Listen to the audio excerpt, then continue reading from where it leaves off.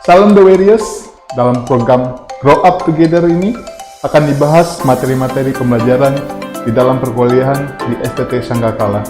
Anda akan menyaksikan diskusi-diskusi para mahasiswa di tengah-tengah jam istirahat mereka. Jadi, saksikan terus, jangan sampai kelewatan. Dan juga jangan lupa untuk like, subscribe, dan juga berikan komentar atau tanggapan kalian di bawah ini. Dan jika ingin bertanya juga boleh langsung ditulis, serta dukungan kepada pelayanan kami bisa disalurkan ke rekening di kolom deskripsi di bawah ini. Yuk kita saksikan.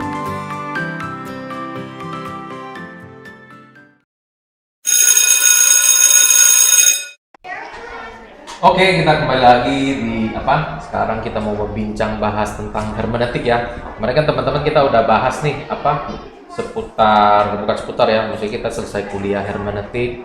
Nah, sekarang mungkin kita nanti masing-masing kita coba diskusi ya. Kira-kira apa sih yang kemarin kita dapat dari Bapak Mario ya? Kalau menurut teman-teman tadi, dosennya nyampainya enak nggak? Benar.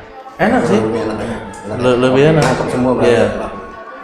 Karena komunikasinya juga lebih lebih jalan. Materi yang tadi dibahas jadi gimana? Ya, jadi kalau kan kemarin kan dia ada rekomendasi satu buku nih. Nah, ini bukunya ini. Iya. Bukunya ini hermeneutik, menafsirkan firman Tuhan dengan tepatnya. Nah, kemarin ternyata kalau misalnya kita kan disuruh juga kan bikin tugas kan dari sini kan. Betul. Kita baca satu buku, terus kemudian kita rangkum kira-kira apa sih yang kita dapat. Nah, kemarin tuh ada yang menarik nih, maksudnya ternyata ya yang kemarin saya baca di bab 1 tuh, di sini kan ada dikasih judul pembaca sebagai penafsir gitu loh. Jadi secara nggak langsung ketika kita baca Alkitab itu Sudah menafsir. itu kita setiap orang tanpa disadari itu kita udah menafsir satu teks. Iya, benar. Ternyata maksudnya iya benar juga ya, karena kan soalnya dulu sebelum kita ikut perkuliahan ini ya, kita baca Alkitab kan kita pakai bayangan kita sendiri gitu. Ketika misalnya kita baca teks Alkitab gunung kita pengertiannya mungkin gunung yang hijau, yang ada banyak tumbuhan. Ternyata setelah mempelajari buku ini dijelasin, ternyata gunungnya kita harus sesuai dengan gunung yang ada di lokasi yang di sana. Nah, lokasinya itu kan di Yerusalem. Nah, ternyata gunung sana tuh perbukitan, batu-batuan. Jadi ini maksudnya buku ini bagus sih gitu loh, beri masukan banyak. Nah, kira-kira dari kemarin teman-teman ada yang dapat nggak bisa dicerikan? Kalau dia bilang kalau setiap pembaca adalah penafsir, berarti kalau untuk buku-buku di luaran ya mungkin kita nggak begitu peduli lah ya.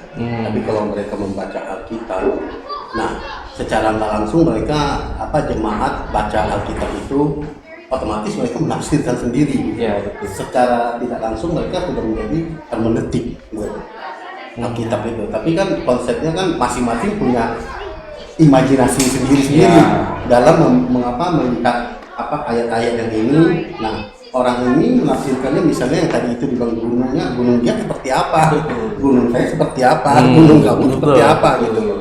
Nah, makanya kita disuruh belajar hermeneutik itu supaya kita tuh mempunyai pemahaman kembali kepada konteksnya, penulisan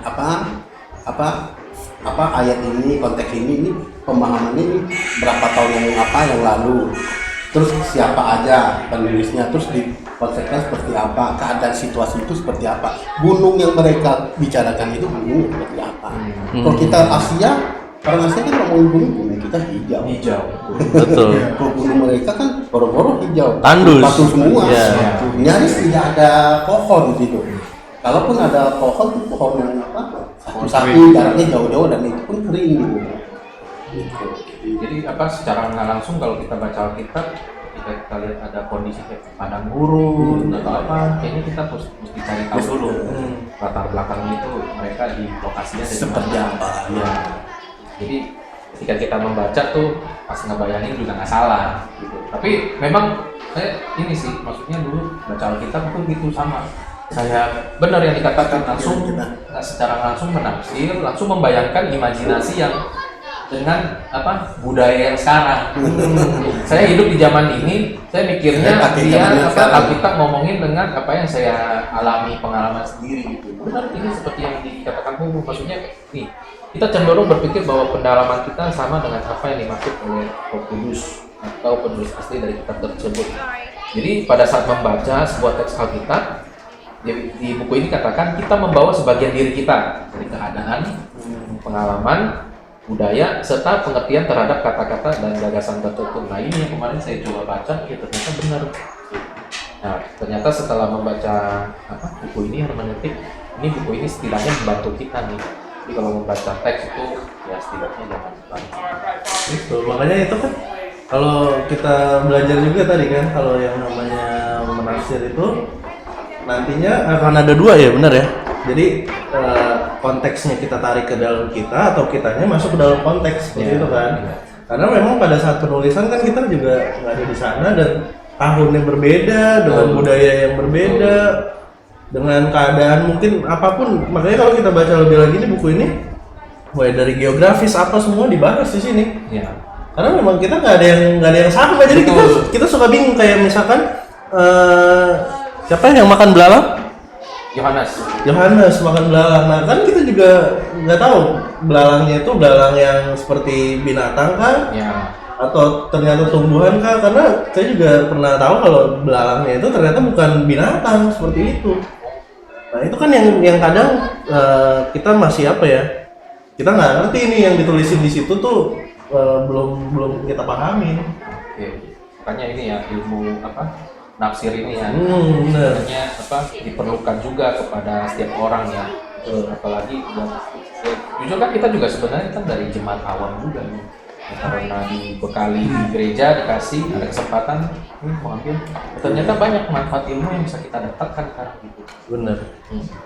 Kalau dari Ben gimana? Dari di-sharingkan nggak? Kemarin belajar hermeneutik itu. Ya, ketika kita belajar menafsir kan kita baca Alkitab, yang seperti tadi dibilang kan kita lihat langsung kan kita menafsir. Berarti jelas Alkitab itu memiliki banyak kekayaan itu yang harus kita gali. Iya. Jadi kita juga nggak bisa sembarangan untuk membaca itu. Iya. Harus lihat konteks.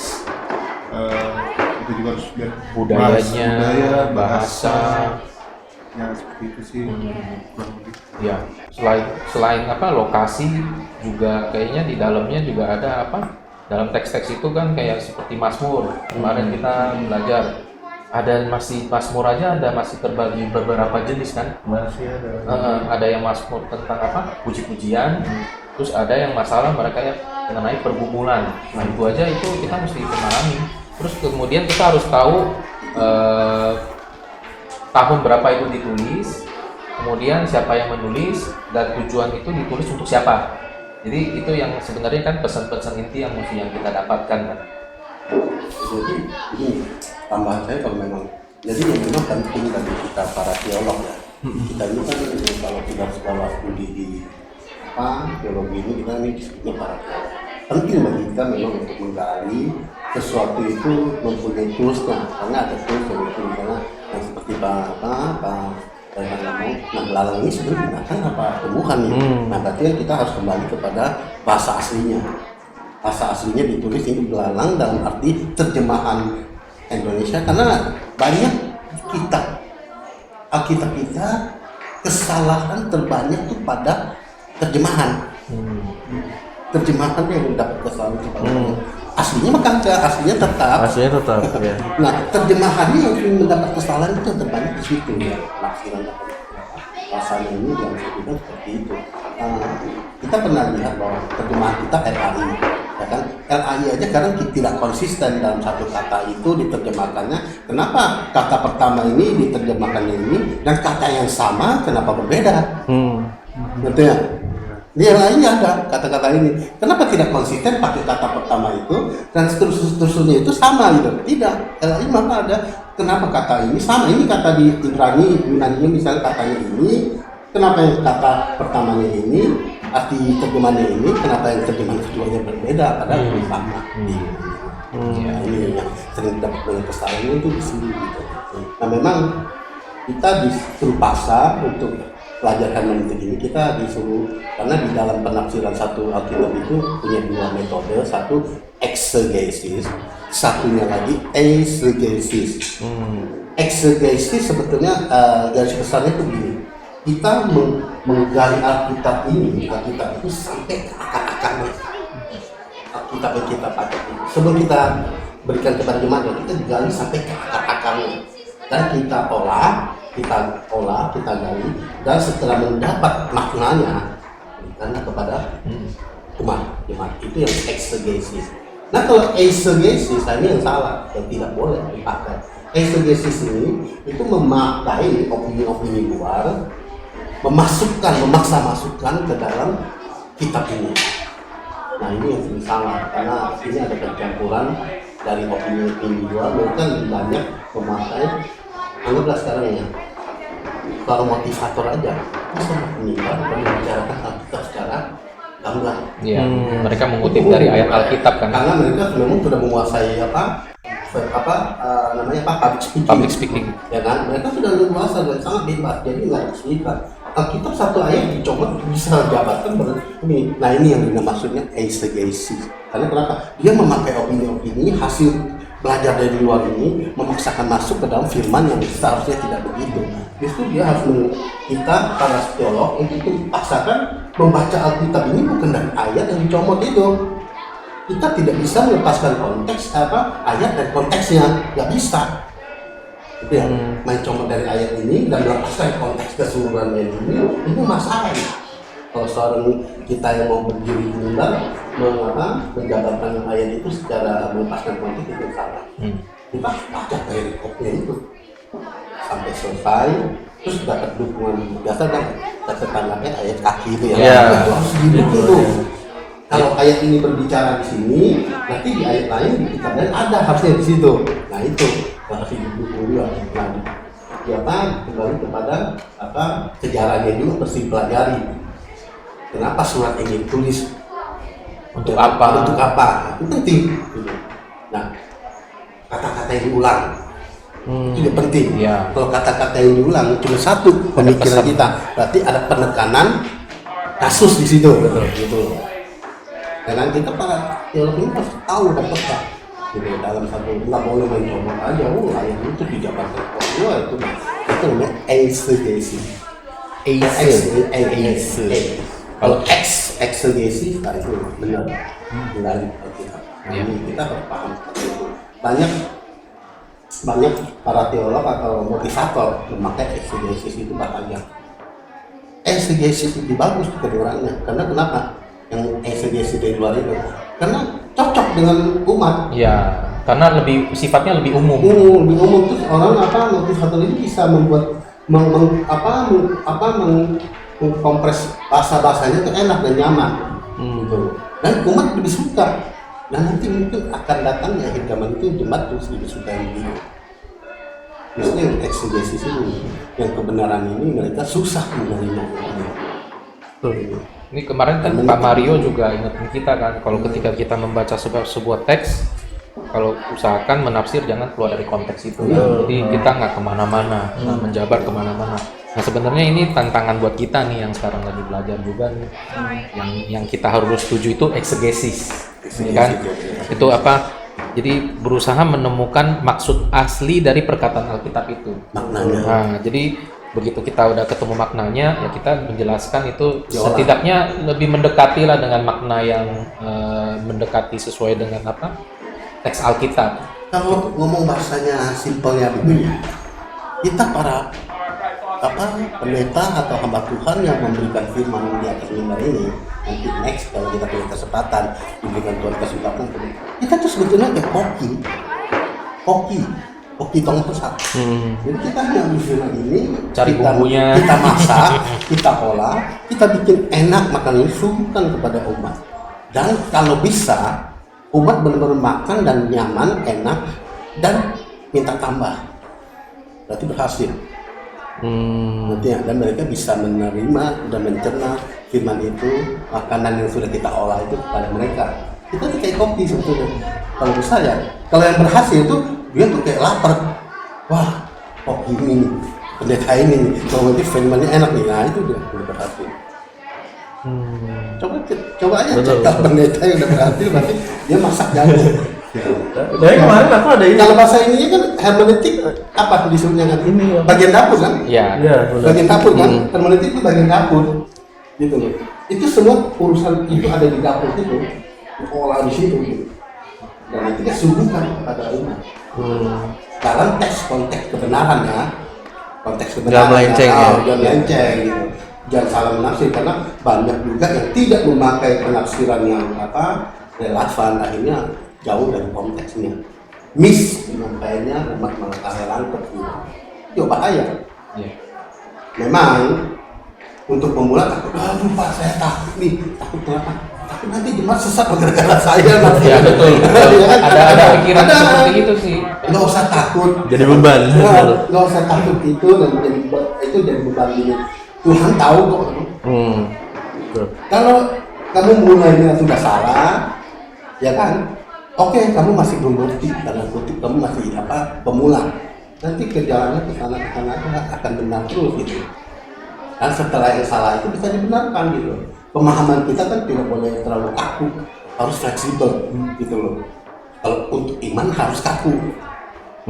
Harus. Untuk iman kepada Kristus itu harus kaku. Harus fleksibel. udah kaku, Terus harus fleksibel bangun. malah. Kalau untuk Mana-mana. iman harus radikal dan kaku itu kalau untuk. Nah kalau untuk penjawaban kita mungkin kita di waktu itu ilmunya kurang, salah menafsirkan sedikit-sedikit Tuhan tahu. Bukan dia nggak bisa ngerti menurut saya, tapi justru di masa yang beberapa tahun kemudian kamu memahami oh iya ya, itu saya dulu salah nih.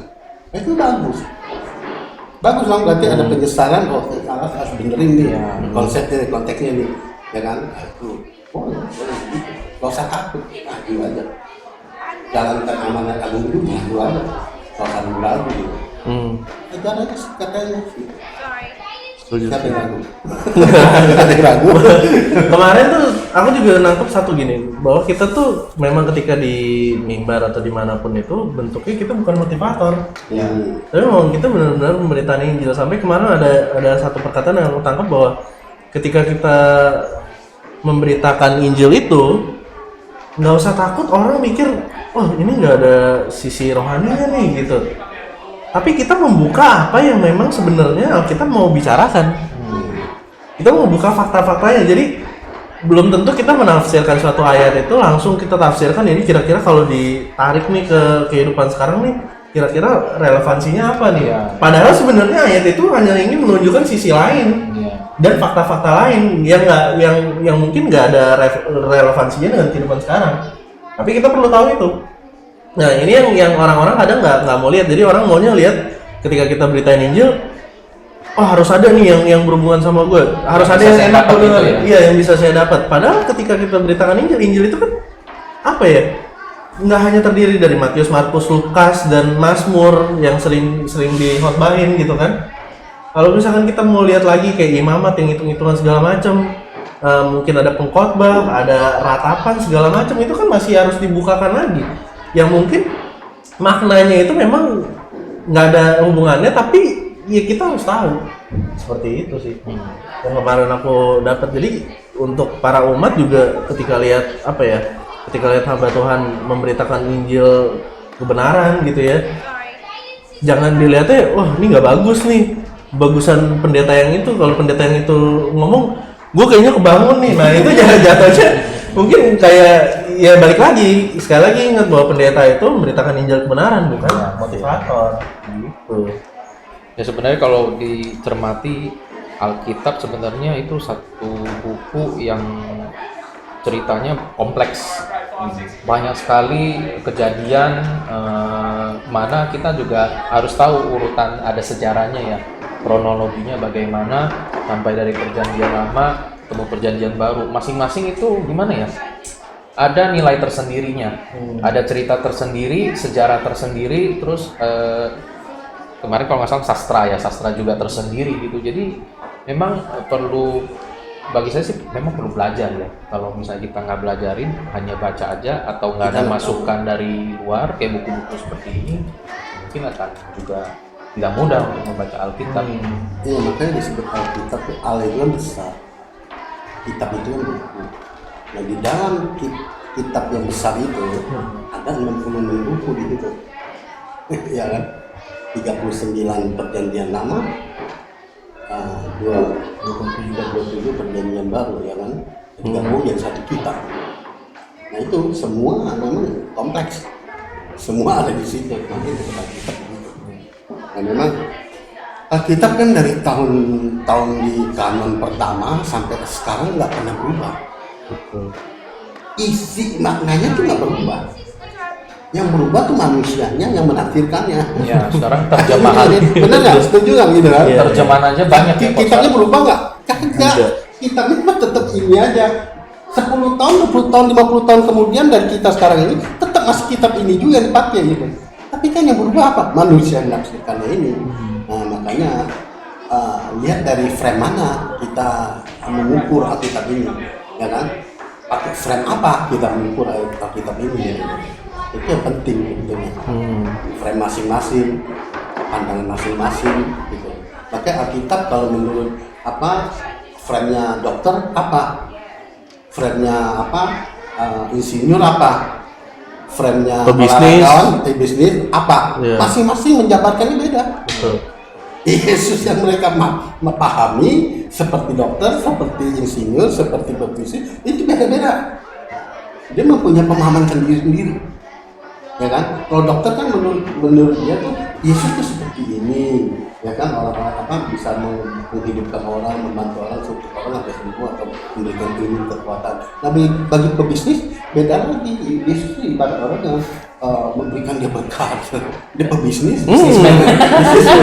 Masih mikirnya ke situ. Datangkan berkat. Ada insinyur beda lagi. Beda lagi. Ya kan? Nah, frame masing-masing melihat di dalam kita itu. Itu lucu memang. Nah, makanya memang untuk belajar itu sangat penting bagi seorang teolog. Nggak mungkin nanti ada banyak yang tidak didapatkan ya karena kita tidak bisa mencatat semua. Sudah 66 kitab aja tidak sanggup mencatat semua. Ya. Itu udah terlalu tebal. Gitu.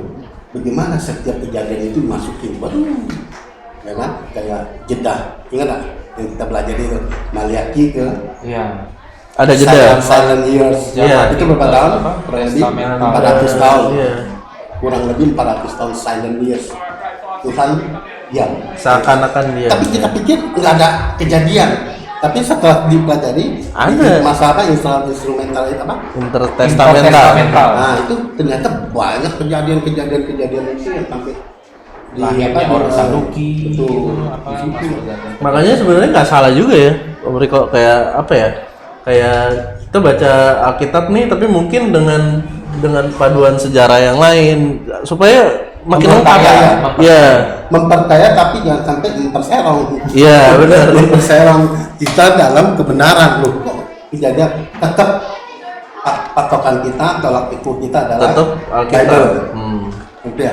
Jangan agar sejarah itu merubah struktur pikir kita terhadap Bible. Itu terbalik, salah nanti. Berarti kita yang terkontaminasi otaknya. Ngerti ya? Justru kita tetap di acuannya itu tetap di Bible, di dalam kita. Buku-buku kan boleh dikonsumsi, boleh. Buat kita memperkaya wawasan kita. Pengetahuan, iya. Ternyata ada sejarah ini, sejarah itu gitu. Ya, jadi sebenarnya apa yang kemarin kita belajar secara sederhana dari hermeneutik ini kan poin pentingnya sih kalau kita membaca Alkitab kita nggak bisa membawa yang tadi itu pengalaman kita, budaya kita, terus pengertian kita. Nah itu yang kadang yang bisa membuat makna teks Alkitabnya jadi melenceng ya itu ya. Nah ini yang sebenarnya yang sedang kita kerjakan kan, kita lakukan. Terus selain itu kemarin kita juga baru kan belajar penafsiran perjanjian lama. Iya, betul. Itu aja kita baru mulai. Berarti kan ada hermeneutik yang khusus perjanjian lama sendiri, kitab-kitab yang udah terbagi itu. Kemudian nanti kan ada lagi harusnya ada ya perjanjian baru juga ya. Ya, ada. Ada.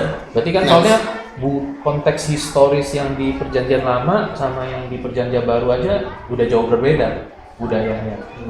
Ya kan? Nah, di dalam PL aja masing-masing kitab juga budayanya juga masing-masing di kejadian satu, keluaran, gimana itu masing-masing berbeda semua. Jadi sebenarnya ya harus banyak belajar. Aceh. Karena yang contoh kayak yang pegawainya diberi 5 talenta gitu, itu tuh dulu sempat ada yang ngartiin kalau talenta itu kemampuan segala macam. Bakat. Iya ternyata begitu itu tahu kesini berbicara kan, uang, masalah. iya kalau mau dibuka lagi, oh ternyata itu satuan mata uang gitu kan. Nah itu makin kesini baru tahu. Kalau Sebenarnya kayak gitu itu di belakang ya, di bagian. iya ternyata ada di kamus. Kita bisa Tapi kan kalau misalkan nggak ada yang ngasih tahu juga, kita oh iya benar Tuhan ngasih dia talenta nih, ada 5 nih kemampuannya bisa dipakai begini. Padahal enggak, waktu itu mau digambarin bahwa Tuhan itu ngasih segini banyak loh, dia bisa manfaatin nggak gitu. Oke, mungkin diskusi kita sampai di sini. Nanti kita lanjut lagi di pertemuan berikutnya. Kita akan bahas mungkin masih seputar ini ya, mengenai masalah hermeneutik ya. Oke, semoga nanti dari teman-teman kita bisa sharing lagi yang lain. Oke. Berarti kita istirahat dulu. Ya, kita Istirahat dulu. Oke, nanti kita lanjut kembali. Sampai jumpa. Sampai jumpa.